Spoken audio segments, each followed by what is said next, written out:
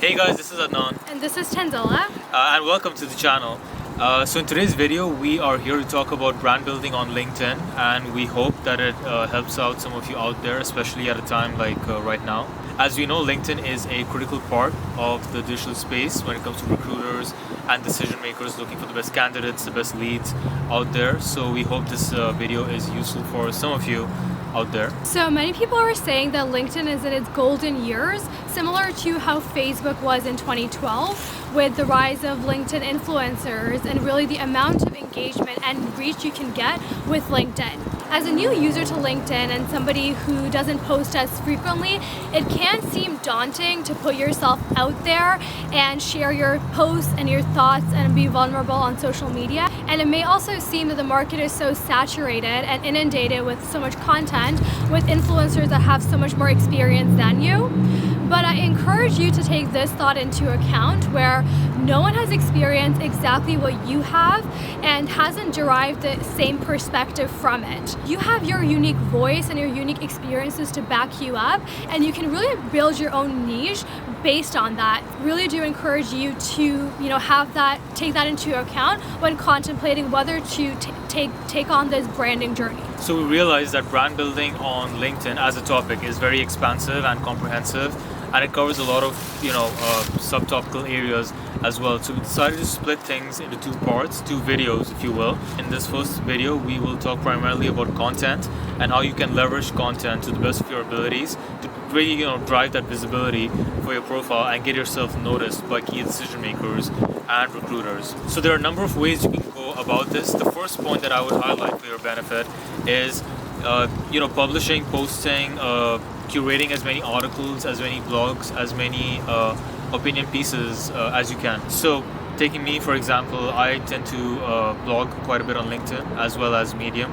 I also have quite a few articles published in international publications, and I tend to reshare that on my feed so that my audience and my connections can see exactly what I've been up to, can see my point of view on certain topics as well. And I also tend to reshare and repost quite a few articles of interest and opinion pieces from the likes of Bloomberg, Forbes, Fortune magazine, the Harvard Business Review, MIT Tech Review. And these articles don't just fall within my specific line of expertise, namely marketing and communications and PR and tech trends, but they also cover trending topics out there in the news cycle that have an impact on many of us.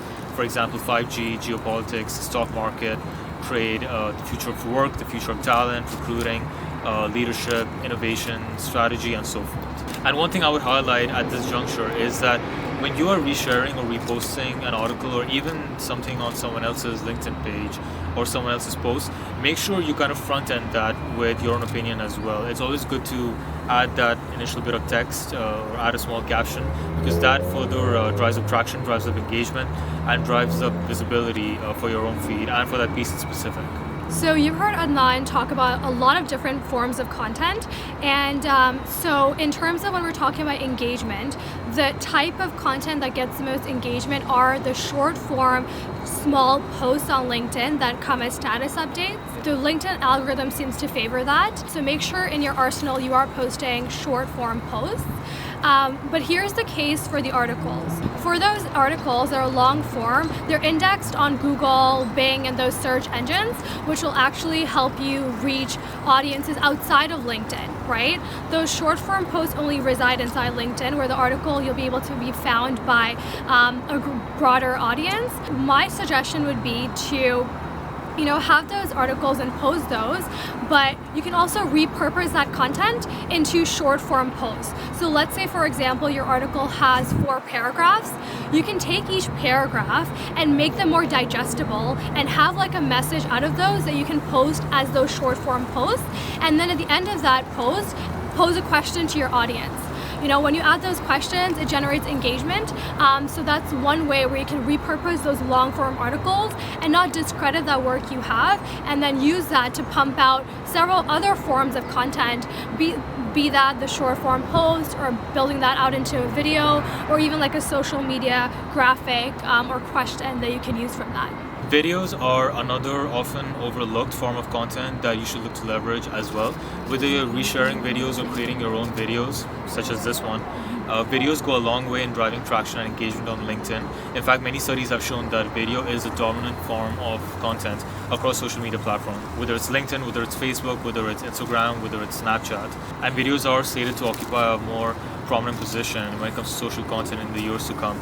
And as you can see, with increasing digitalization and IoT, the advent of 5G networks, smartphones, and a constantly on-the-move workforce, videos are what will help you set yourself aside from the rest of the pack, and it's a major differentiating factor as well.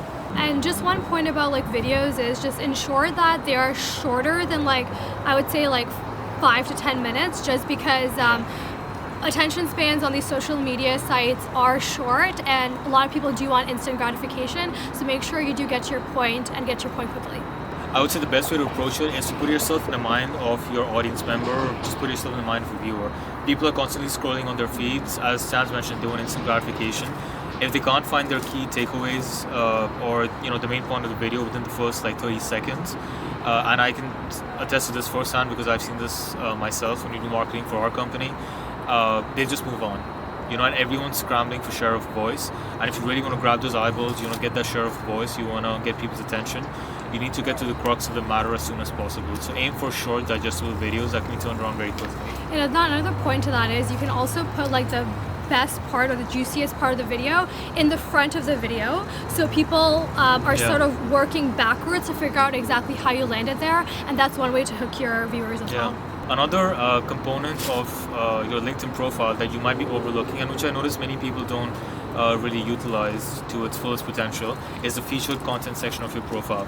Think of the featured section of your profile as a showcase of your awards, your accomplishments, the content that you're the most proud of, your posts that have garnered the most engagement, the most traction.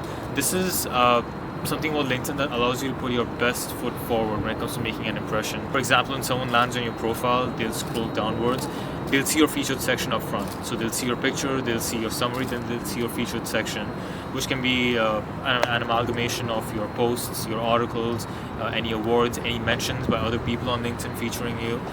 So make sure you utilize that as much as possible. So one very important thing to bear in mind, and something that should underpin your strategy, is make this a routine. Make content posting a routine, embed this into your mindset. Create a schedule if you have to. Make it a point of posting and creating content as often as you can, daily, if you're able to, because that's how the LinkedIn algorithm works. That's how you also drive up visibility for yourself. That's how you also kind of amplify your presence within your own network, within your audience. And we'll delve into the LinkedIn algorithm a little bit more in our next video, but you can also pre-schedule your posts, so you don't have to worry about posting it on the same day, but you can pre-schedule it so you have a good timeline of when each post gets posted and you're consistent with that.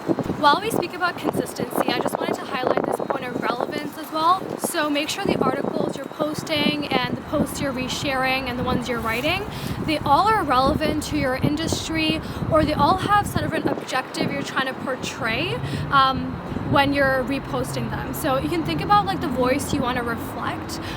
Think about 3 words you want to be seen as, and when you're deciding about what to post, see if that is in line with how you want to be perceived and the brand you want to build for yourself. But the bottom line is that the LinkedIn algorithm is a unique one, and it rewards content that's engaging. And what is engaging?